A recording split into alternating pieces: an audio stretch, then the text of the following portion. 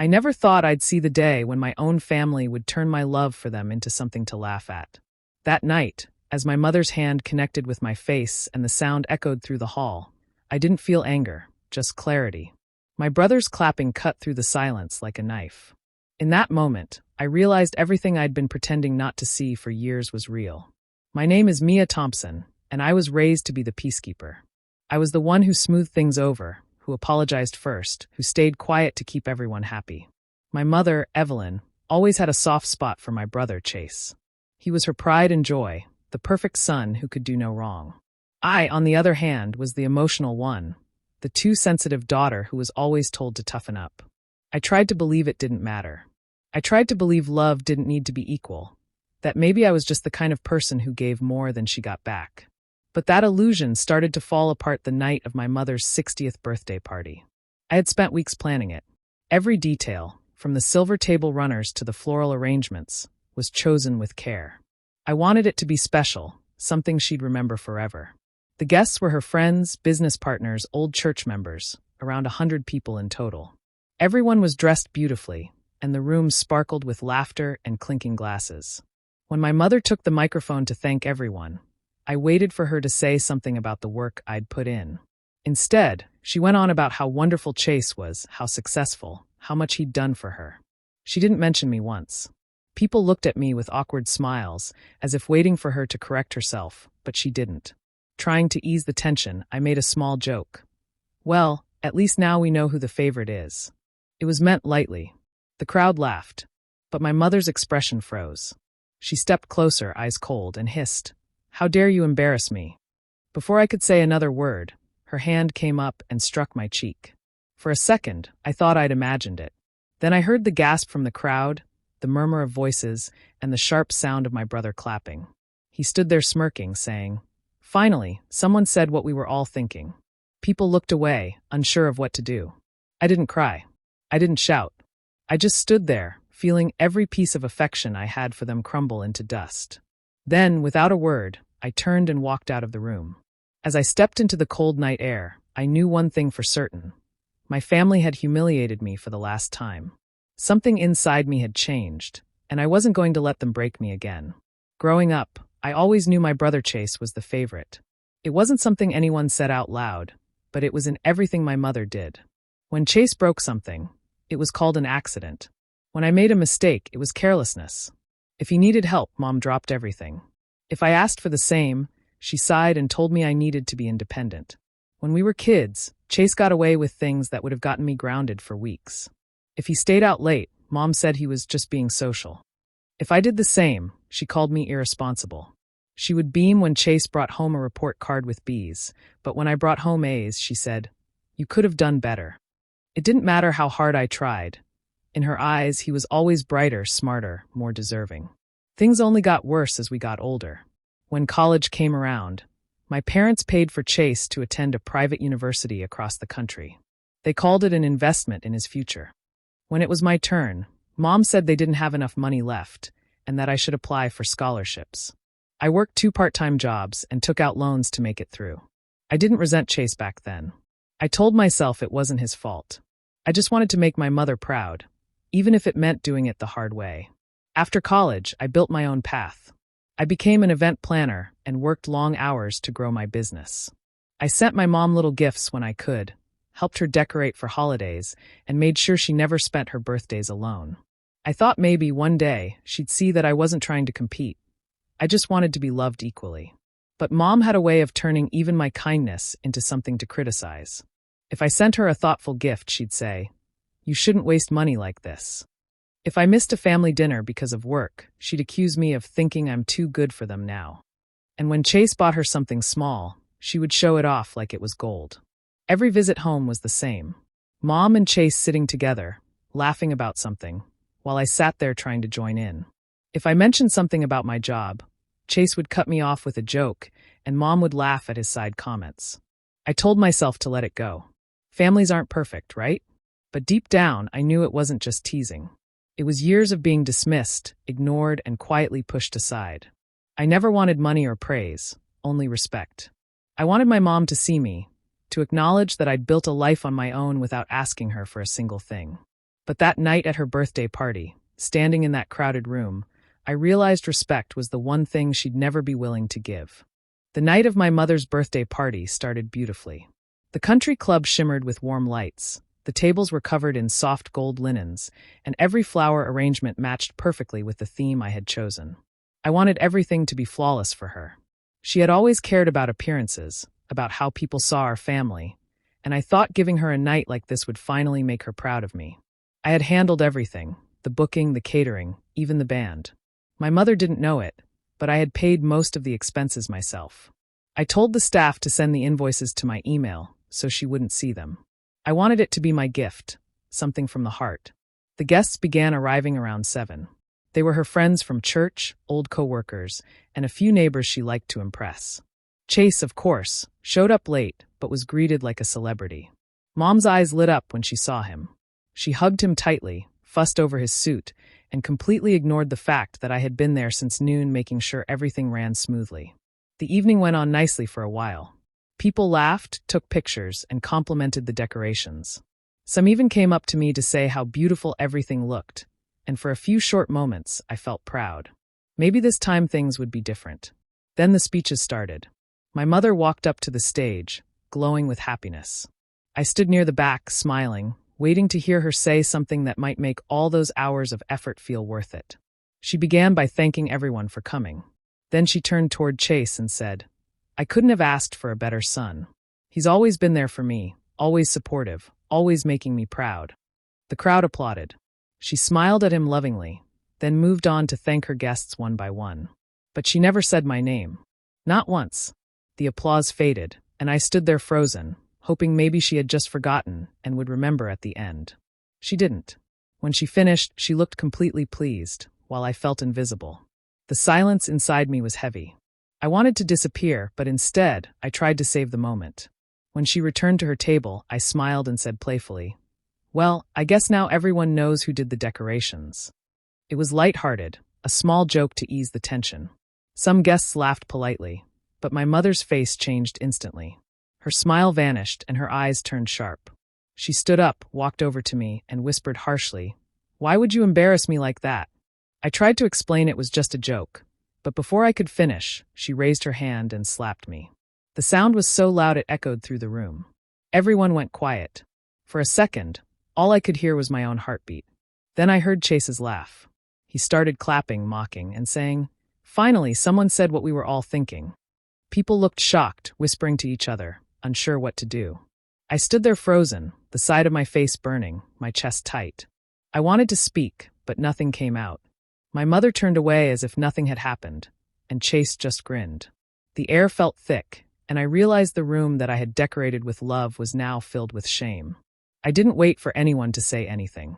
I just turned, walked out through the doors, and stepped into the cold night air. Behind me, I could still hear the faint sound of music starting again, as if the world had moved on without me. For a few seconds after the slap, everything stopped. The music, the laughter, the chatter, all of it disappeared. I stood there frozen, my cheek burning, my hands shaking. I could hear only one thing, Chase's slow, sarcastic clapping. His smirk stretched wider as he said loudly, "Guess you finally got what you deserve." The crowd shifted uncomfortably. Some people whispered, others looked away, pretending not to see what had just happened. My mother didn't look back at me. She turned and walked off the stage, as if I was nothing more than an inconvenience she wanted to forget. My heart was pounding so hard I could barely breathe. My Aunt Clara rushed over, trying to take my hand, whispering, "Honey, it's okay, she didn't mean it." But her voice trembled. She knew there was no excuse for what had just happened. I gently pulled my hand away. I couldn't bear to be touched. Not out of anger, just emptiness. I looked around the room at faces I had grown up seeing. People who had watched me grow, who had come to our house for holidays, who knew I had planned this entire night. None of them said a word. A few looked sympathetic, but no one stepped forward. No one defended me. Chase took a sip of his drink, still smirking, acting as if he had just watched a show put on for his amusement. "You shouldn't have made her mad," he said with a chuckle. "You know how Mom gets." His words were cold and casual, but they hit harder than the slap itself. I didn't respond.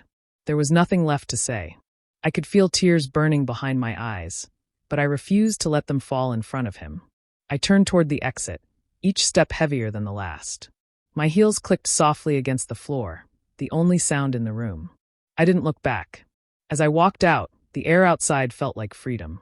The night was cool, quiet, and empty, a sharp contrast to the noise and judgment I had just escaped. I stood by my car for a long moment, trying to steady my breathing. My reflection in the window showed red eyes and a faint mark across my cheek. I barely recognized myself. When I finally sat in the driver's seat, the silence was deafening. My hands gripped the steering wheel, and I let the tears come, not out of weakness, but because something inside me had finally broken free.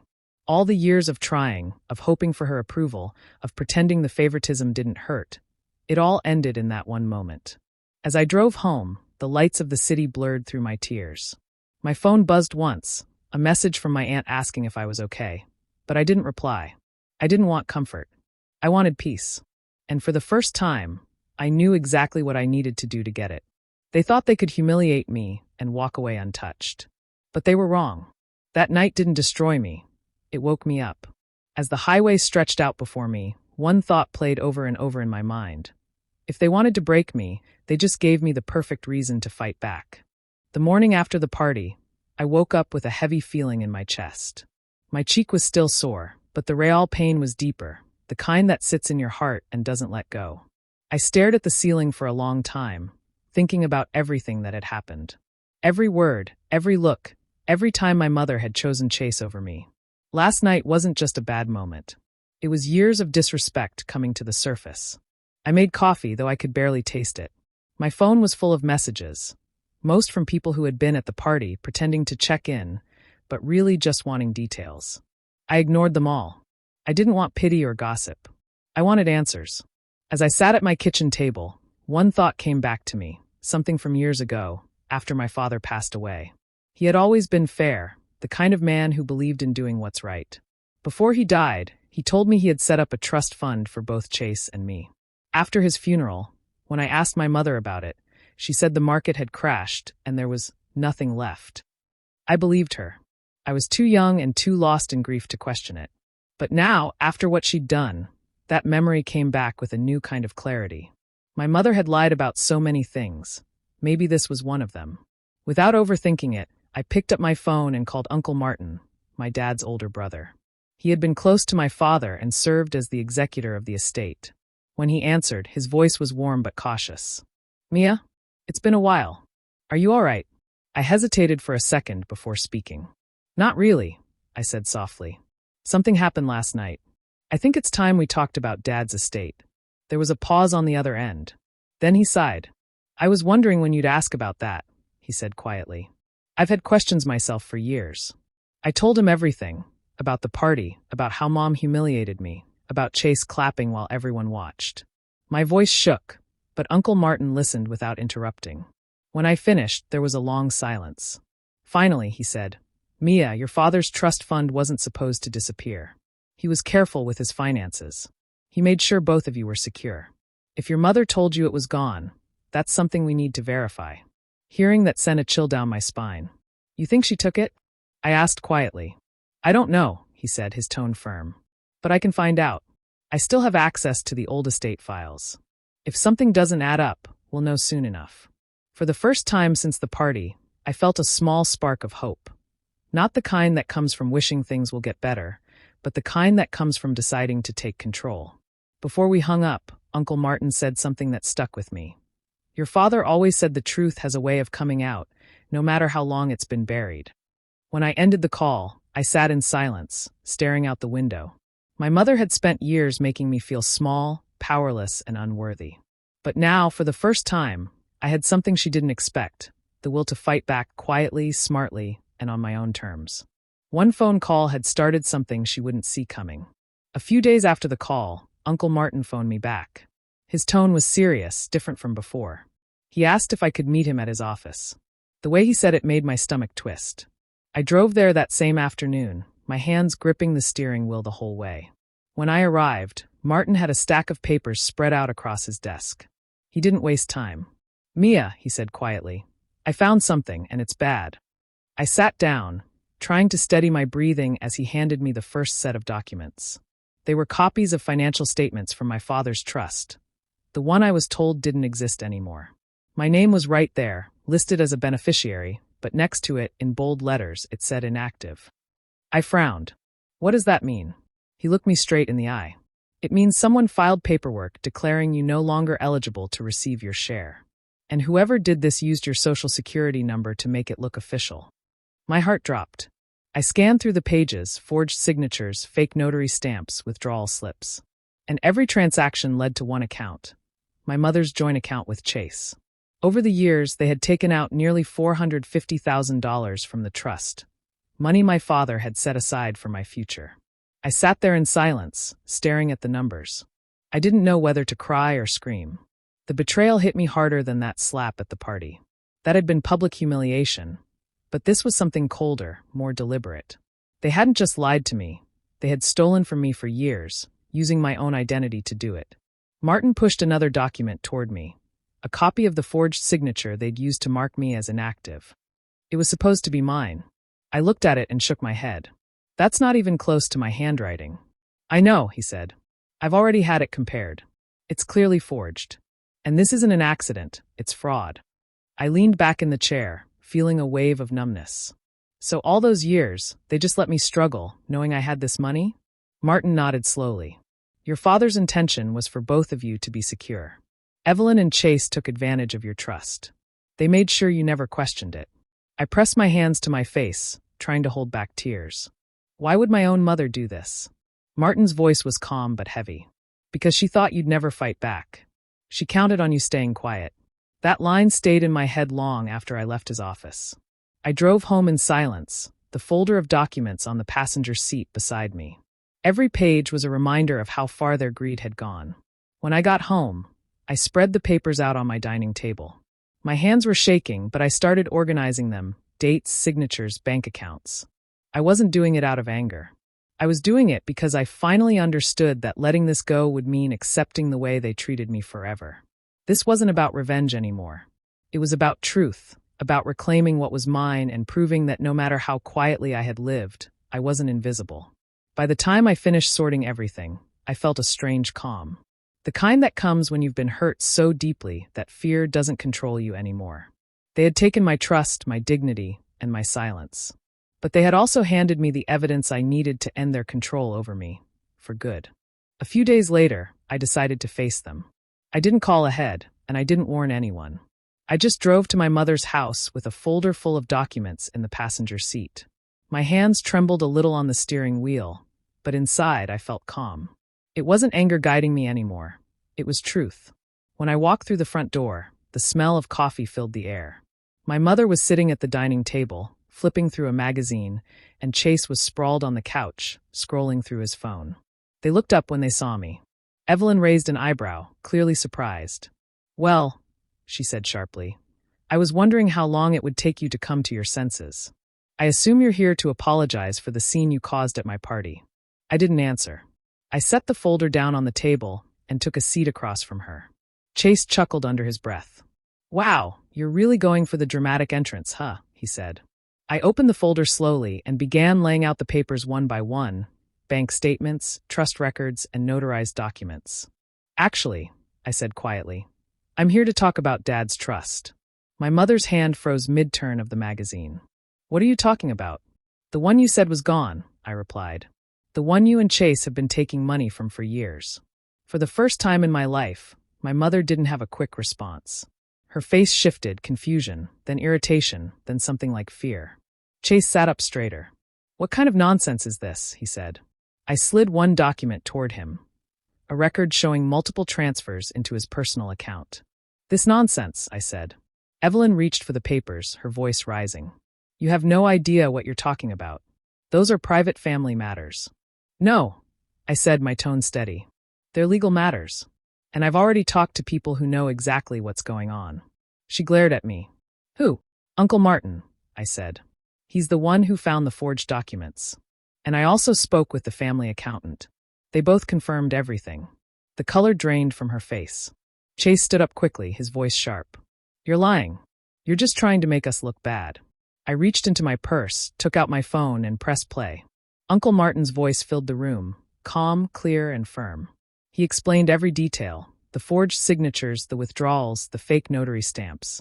He ended with the words, "There's no question.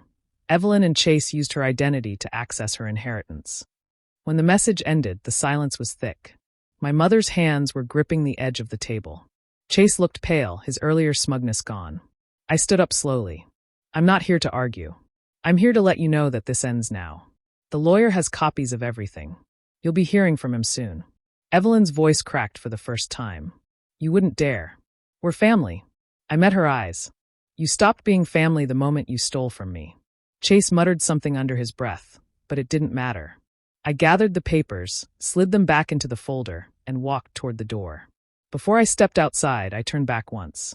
My mother sat frozen in her chair, her perfect posture gone, her face pale. Chase looked lost, for once not knowing what to say. It wasn't the shouting match I'd imagined. It was quieter, heavier. The kind of silence that comes when the truth leaves no room to hide. I didn't need to raise my voice. The evidence spoke louder than I ever could. Evelyn stared at me, her mouth slightly open, trying to piece together a defense. Chase shifted uncomfortably in his seat, avoiding my eyes.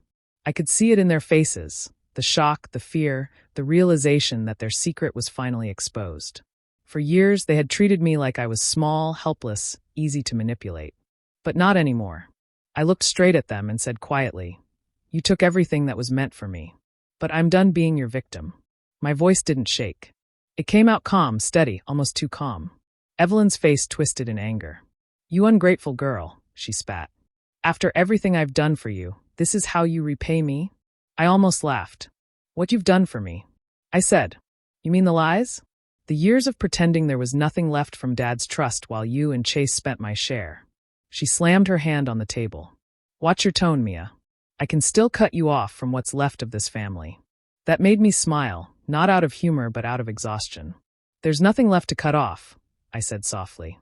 "You already stole it." The words hung in the air like a final sentence. Evelyn froze, her expression hardening, but I could see something flicker in her eyes, guilt, maybe, or fear. Chase jumped in, desperate. "You think anyone will believe you? You've always been the dramatic one. You'll just embarrass yourself again." I tilted my head slightly. "You're forgetting something," I said. "I don't need them to believe me. I have proof. That's all that matters." I picked up the folder, slid it under my arm, and walked out of that house for the last time. As I closed the door behind me, I heard Evelyn's voice, low and panicked, arguing with Chase. I didn't stop to listen. For once, their chaos wasn't my problem. The next few days were quiet but heavy. My lawyer filed everything, the lawsuit, the supporting evidence, the fraud report. It was official. Evelyn and Chase would have to answer for what they'd done. When the legal notices were delivered, I didn't call them. I didn't gloat. I just sat in my small apartment and let out a deep breath I hadn't realized I'd been holding for years. It wasn't revenge I felt, it was release. Word spread faster than I expected. The same people who had attended my mother's grand birthday party, the same guests who had witnessed her slap me, started whispering. At first quietly, then openly. I heard that at the country club, people had started asking questions. "Did you hear about Evelyn and Chase? Apparently, they're being sued. Something about stolen money." They had built their whole reputation on being respectable, generous, admired. Now, those same social circles were turning cold. Invitations stopped coming. People avoided eye contact. No one wanted to be linked to a fraud scandal. Meanwhile, I focused on rebuilding my peace. I met with my lawyer regularly, stayed in touch with Uncle Martin, and followed every legal step carefully. I wasn't looking for sympathy or attention, just justice. One night, as I sat on my couch reviewing documents, I realized something important. For so long, I had tried to earn their love, their approval, their respect. But now I didn't need any of it. I didn't need to belong to people who had never truly seen my worth. What they had stolen could be replaced. What they had broken, I could rebuild. But the strength I had found in myself, that was something they could never take again. The story spread through town faster than anyone expected. Everyone who had been at that birthday party remembered the moment Evelyn slapped me, and now they whispered about what came after. The once proud Thompson family was no longer admired. They were the subject of quiet gossip and pity. The country club that Evelyn loved so much began to keep its distance. Friends she had known for years suddenly became too busy to return her calls. The lawsuit moved forward, and the truth became impossible to hide. The accountant, who had once managed my father's estate, testified that Evelyn had forged documents and signatures. Every detail lined up: the fake transfers, the changed beneficiary forms, the years of hidden withdrawals. There was no way around it. The evidence spoke for itself. Chase tried to play innocent, claiming he had no idea where the money came from, but the paper trail showed otherwise. He had signed documents, approved transactions, even used my share of the trust to make down payments on his condo and luxury car. When his employer, a local real estate firm, found out, they quietly let him go. The reason was listed as ethical concerns. Evelyn, on the other hand, tried to regain control. She called me late one night, her voice trembling. "Mia, please," she said. "We don't need to do this in court. We're family. Families shouldn't fight like this. We can talk about it, work something out." For a moment, I almost felt that old pull, the one that made me want to keep the peace. But then I remembered standing in that ballroom with everyone watching as she slapped me. I remembered Chase clapping, and the years I'd spent believing I didn't deserve fairness. So I said quietly, "You should have thought about that before you stole from me." Then I ended the call. Months passed as the case made its way through the system. My lawyer kept me updated on every step. I showed up to every hearing, every meeting, calm and collected. Evelyn and Chase tried every trick, claiming misunderstanding, filing delays, begging for leniency. But the evidence was too strong, and the judge wasn't fooled. When the final ruling came, it was like the closing of a long, painful chapter.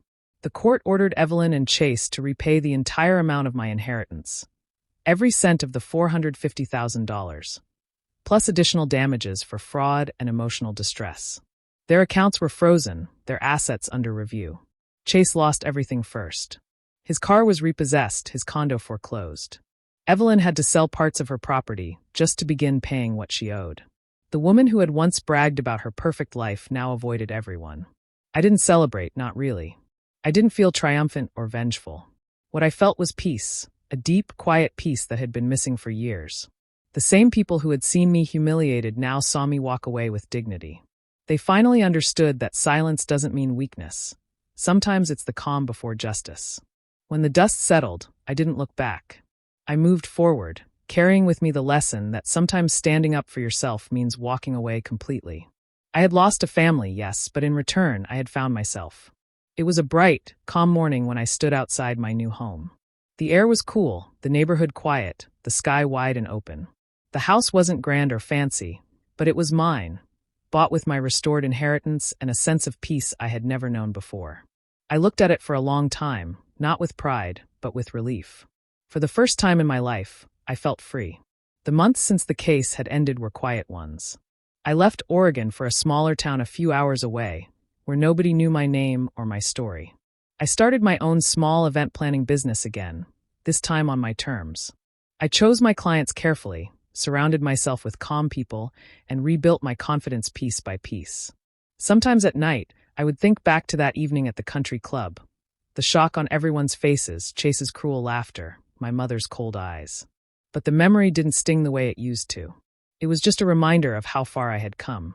I had walked through humiliation, betrayal, and loneliness, and come out stronger. One afternoon, as I was sorting mail at my kitchen table, I saw an envelope with my mother's handwriting on it. I froze for a moment, unsure whether to open it or throw it away. In the end, I opened it. The letter started with shaky handwriting.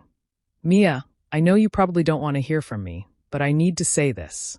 She wrote about how she had made mistakes, how she was under stress after my father's death, and how Chase had influenced some of her choices.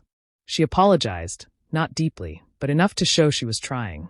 Then came the excuses, the justifications, the memories twisted into something that sounded softer than they were. I read the letter once, all the way through. When I finished, I sat quietly for a long time. Then I folded it carefully, placed it in the bottom drawer of my desk, and closed it. I didn't feel anger or satisfaction. Just closure. There was no need to reply. No need to forgive or fight. Some things didn't need to be fixed, they just needed to end. That slap she gave me in front of everyone, the one meant to break me, to put me in my place, had done something very different. It had woken me up. It had shattered years of guilt, silence, and manipulation that had ruled my family for generations. And that one quiet call, the call I made to Uncle Martin, became the turning point of everything. It turned silence into power. I walked outside again and looked at the sunset spreading across the sky. It wasn't dramatic or bright, just warm and steady. Like peace. I wasn't the broken daughter anymore.